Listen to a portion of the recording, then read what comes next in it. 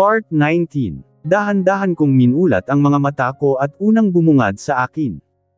Ang mahimbing na natutulog, nakaawang pa ang pink na labi. Nakayapos ang kanyang kamay sa dibdib ko habang nakakulong naman, ang kanyang ulo sa braso ko. Natatakpan ng kumot ang mga hubad naming katawan. Nang iginala ko ang paningin ko ay nakita ko, ang mga nagkalat naming mga damit. Mamaya ko na lang iyon aayusin.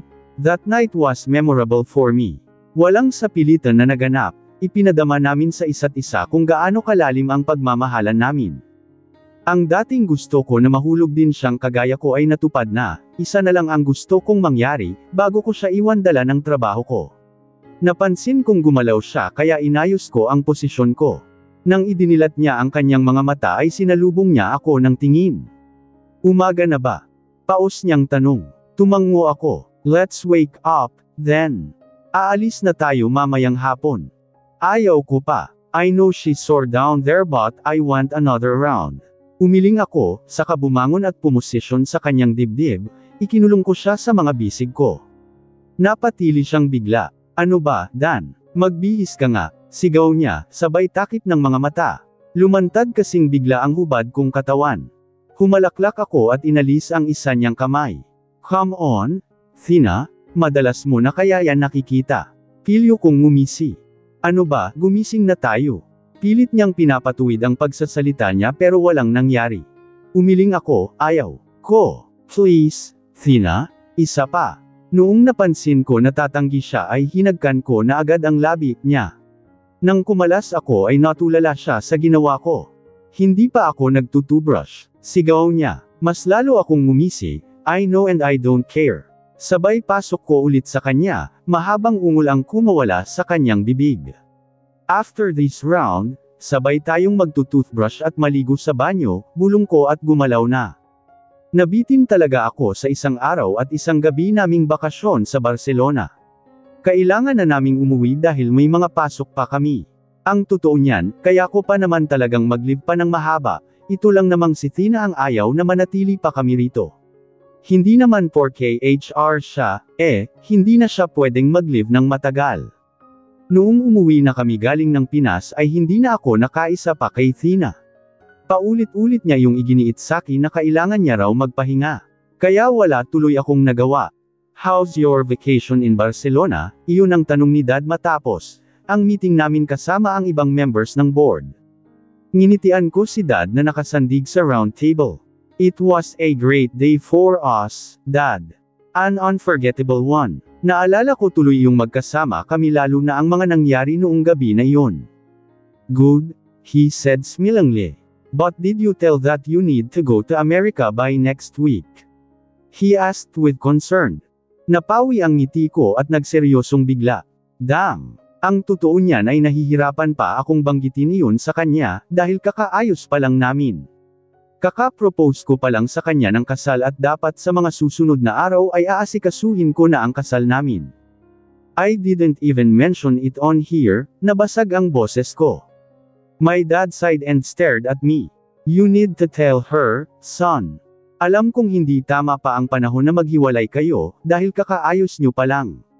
But you know also that you're the only one who can represent our company to our prospect investors there. You should tell it straight to Thina. Baka mabigla iyon kung papalagpasin mo pa ng ilang araw, paliwanag niya. Napabuntong hininga ako, kanina ay iyon din ang naging agenda namin sa meeting. I want to decline it at first then I suggest a replacement for me. But when I heard that they want me to go there, I can't disagree no more. Alam ko kung gaano kaimportante iyon sa kumpanya. 2 buwan ang nakakalipas nang tumawag sa Amanam ang ilang American investors at gusto nila ang mga connectors na ginagawa namin. Sa lahat ng tao rito ay ako lang ang nakikita nilang pwedeng makipag-deal sa kanila, iyon din ang mga panahon na sira kami ni Thina kaya pumayag ako. Damn! Bakit kasi ngayon pa? Hindi ko pa kayang malayo kay Thina. Pag-uwi ko ng bahay ay nalanghap ko agad ang aroma ng palagay ko ay adobo. Ang sarap talaga ng may asawa ka, iyong pag-uwi mo ng bahay ay may naghihintay sa'yo na ganito. Habang naglalakad ay nahadyap ng paningin ko ang LED wall clock namin. 8:00 na pala ng gabi. Napangiti ako nang makita ko si Tina na abalang-abala sa pagluluto. Nang nagsasandok na siya ng kanin sa rice cooker ay dinaluhan ko na siya at marahang inagaw ang sandok. Natigilan siya. Ako na, saad ko, sabay sandok ko ng kanin. Ramdam ko ang pagkagulat niya sa ginawa ko at ang paninitig niya. Dumating ka na pala, aniya nang tumingin na ako sa kanya, nilagay ko na ang plato na may kanin sa lamesa. Tumango ako. Yeah. Sorry kung hindi nakita na tawagan na pauwi na ko. I want to surprise you. Pansin ko ang pamumula ng kanyang pisngi, ayos lang. Naghain na rin kami ng ulam pagkatapos at kumain. Pareho kaming walang imak habang samsubo. Samasagi na naman sa isip ko ang pag-alis ko at sa sunod na linggo na iyon. I sighed. Wala na akong choice kundi sabihin iyon sa kanya. Tina napaangat siya ng tingin habang nabitin sa ere, ang kutsara niyang may lamang adobong manok. Lumunok muna ako bago magsalita. I will be, kinagat ko ang ibabang labi ko.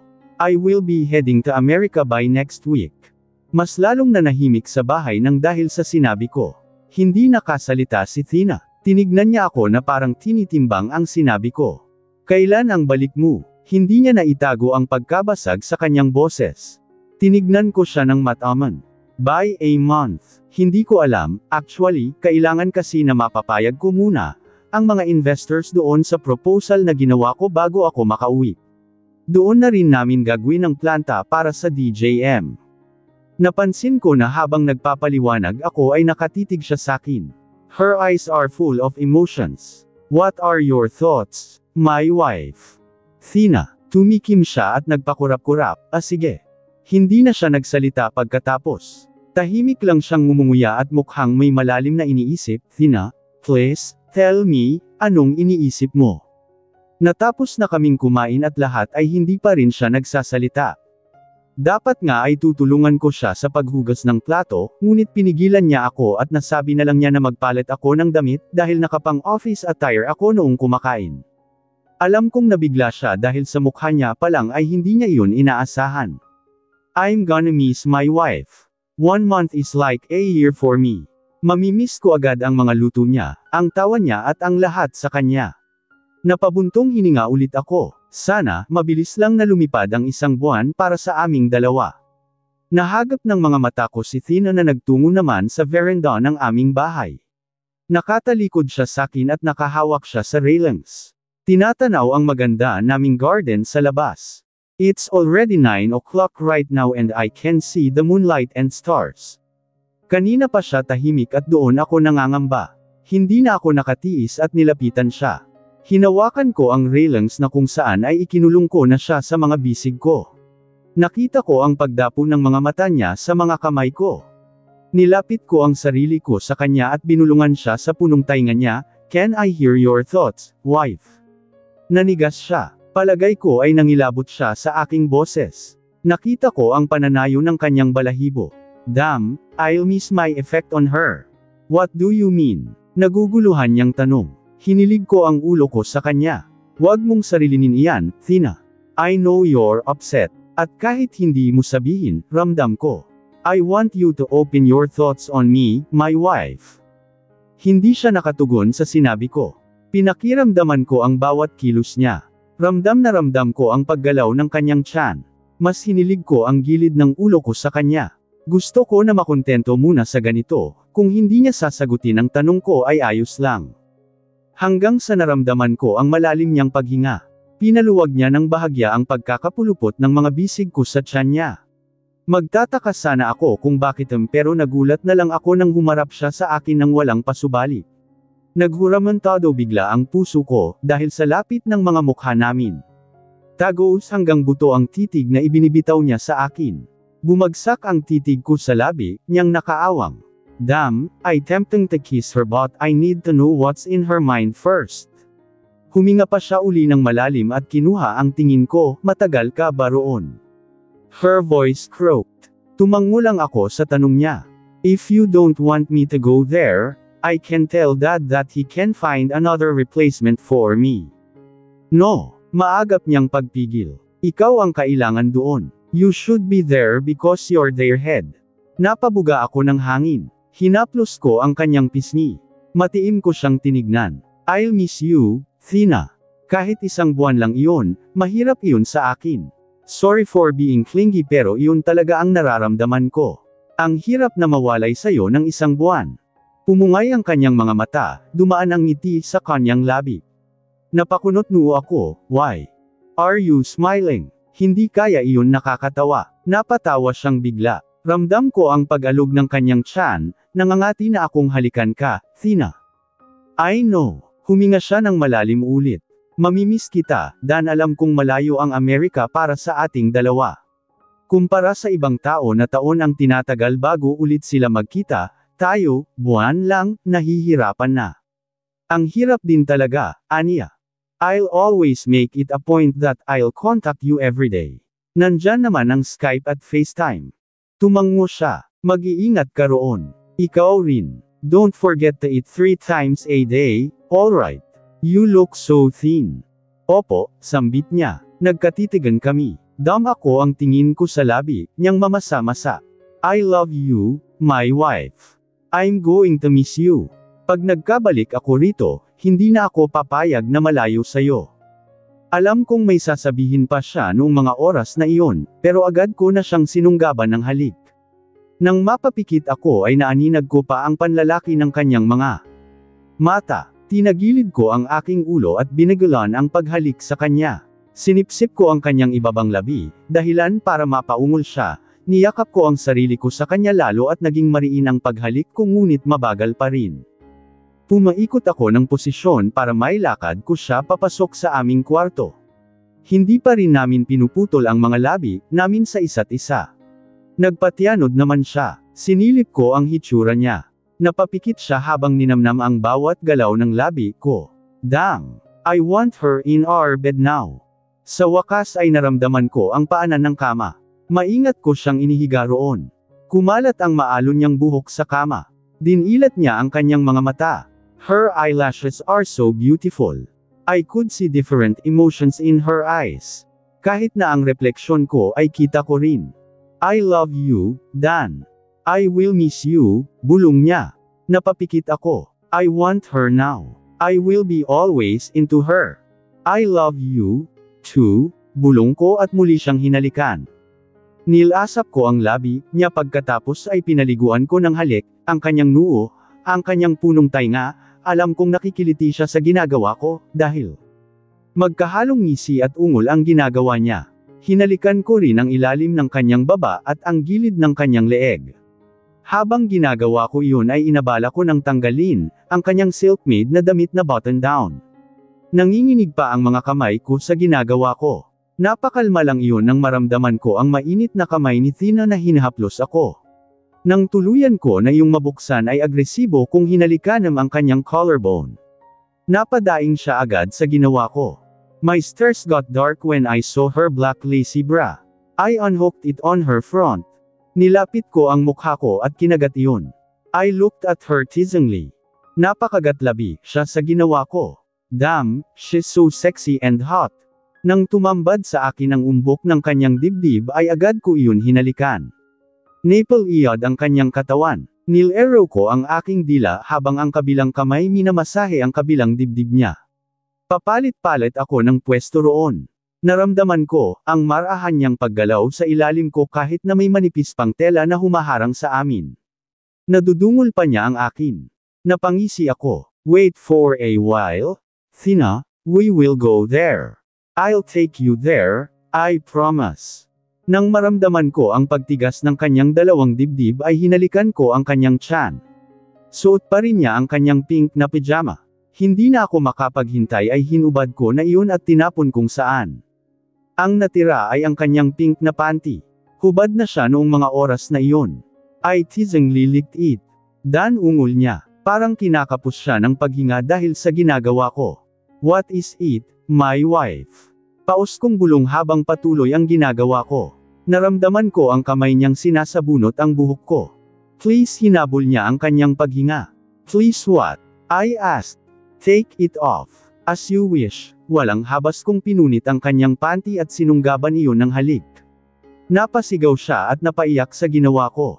She screamed my name many times. Diniinan niya ang ulo ko sa kanyang ibaba at naramdaman ko ang panginginig niya roon. Kasabay noon ay hinubad ko ang aking damit at pang-ibaba. Pumaibabaw ulit ako sa kanya at hinalikan siyang ulit. Naging isa na ang mga katawan namin. Naging mabilis ang galaw namin hanggang sa marating namin iyon. Gagalaw pa sana ako ngunit nabigla ako nang itulak niya ako at napahiga sa gilid niya. Aangal sana ako ngunit nagulat ako nang siya ang pumaibabaw na sa akin. Tinukod niya ang kanyang kamay sa magkabilang bisig ko at mabilis akong hinalikan. Nabitin ako sa ginawa niya. Akala ko ay tapos na pero napapikit ako ng dahan-dahan niyang inupuan ng akin. Napaawang ang kanyang labi, habang nakatukod pa rin ang kanyang kamay. Pinanood ko ang bawat detalye ng kanyang reaksyon. I love her. I'm freaking love her. I could feel the clenching and unclenching of her womanhood. Nag-aalab ang sistema ko dahil doon, nagtuluyan siyang nakapasok ay kapwa kaming napaungol. Hindi niya alam kung saan ibabilang ang ulo. Sinimulan niyang gumalaw ng marahan. Hinawakan ko ang kanyang pangupo para tulungan siya at makuha niya ang tamang ritmo. Naaninag ko ang paghimas niya sa kanyang dibdib habang kagat-kagat ang kanyang labi. Nakakatakas ang ungol sa kanyang bibig. Nang tumagal ay bumilis ang kanyang paggalaw. Sinabayan ko iyon. Yamakap kami sa isa't isa at mas lalo pang binilisan ang pag-indayog. Dinig na dinig ko, ang lalim ng aming paghinga at pinaghalong ungol at helanghing. Nang marating ulit namin iyon ay hindi pa roon natapos ang aming gabi. I want to savor this night because tomorrow we will be on separate ways. I hope that 1 month would fly damn soon. Because after that, I will prepare for our wedding. Our church wedding. Dumating ang araw ng pag-alis ko. Hindi na ako nagpahatid sa mahal kong asawa, dahil alam kong pag nakita ko lang siya rito sa airport ay baka tumakbo ako pabalik sa kanya, hindi na umalis pa. After that night that was happened on us, I told her that I don't want to go. But she insisted at iyon, natuloy ako. Habang nasa eroplano ako ay panay ang tingin ko sa Android phone ko na siya ang wallpaper. Kahit papano ay nabawasan ang pangungulila ko sa kanya. Thina, after a month, we'll be together and I take you to him and say our vows. Kaunting hinti na lang. Pagkarating ko sa Cali ay trabaho agad ang inuna ko. Nakaharap ko na ang American investors na noon ay sa Skype ko lang nakakausap. Marami silang requirements na hinihingi at kailangan namin iyon sundin o lagpasan pa. Mabuti na lang at naging madali sa akin, ang lahat ng bahagya dahil kakilala ko ang isa sa mga lalaking representatives na pinadala nila. Noong matapos na ang meeting namin ay agad na lumapit si Ezekiel. Pare, nakipag-high five siya sakin at pareho kaming humalaklak. Musta? Ayos lang, pare, nakangiting sabi ko. Nakatayo siya ng tuwid sa aking harapan samantalang ako naman ay nakaupo at nakasandali sa itim na swivel chair. Ezekiel was my classmate in college back then. Now, he's working here in America as one of the representatives of Belford's Electronics. How's your life with your wife? You gotta tell me everything, pare. Ngumiti ako nang makahulugan sa kanya. No words could express. Mabilis kong sinalag ang pagbato niya ng ballpen sa akin. Baduy mo pa ang babaran niya at nagtawanan kami. Kailan pala ang balik mo sa Pinas? Bigla ay natanong ko. Tumaas ang isang sulok ng kanyang labi, at tiningnan ako ng makahulugan. In due time, pare. Nang sumapit ang gabi ay agad kong binuksan ang Skype ko. Agad kong naaninag ang green na bilog sa profile ni Thina. Online siya. Nang pinindot ko ang video call ay lumitaw ang kanyang mukha. Hindi ako agad nakapagsalita at hinayaan ang sarili kong pagmasdan siya ng matagal. Nakapuyod ang kanyang maalon na buhok.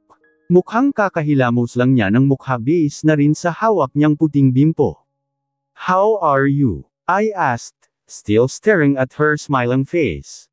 Okay lang. Maraming ginawa sa trabaho, pero yaka naman, aniya, ikaw. I'm not that fine cause you're not here, sincero at diretso kong sagot. Mukha siyang natigilan sa sinabi ko. Hanggang sa dumaan ang maliit na ngiti sa kanyang labi. Sira, natatawa niyang sabi, 1 buwan lang ito, Dan. We're not teenagers anymore. Magkikita rin tayo after a month. Napasimangot ako. Ba't pakiramdam ko, ako lang ang nag-i-effort na sabihin na nami-miss kita, samantalang ikaw, parang wala sa'yo ang pagkamiss ko. Pagtatampo ko. Napataas ang kilay niya. What do you mean by that? Nami-miss na rin kaya kita. Hindi mo alam kung anong nararamdaman ko ngayong wala ka sa tabi ko.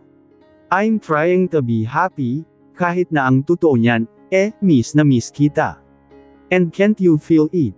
Nag-i-effort ako para sa ating dalawa. She sounded so annoyed and frustrated at the same time and I liked it. I mentally laughed to myself. Oh, anong nginangisi-ngisi mo dyan? Napabalik ako sa huwisyo nang marinig ko na naman, ang pagmamaldita ng mahal kong asawa. Wala tugon ko pero hindi ko pa rin maiwala ang ngisi ko. Damn, Thina, pwede na bang umuwi na lang ako? Wife.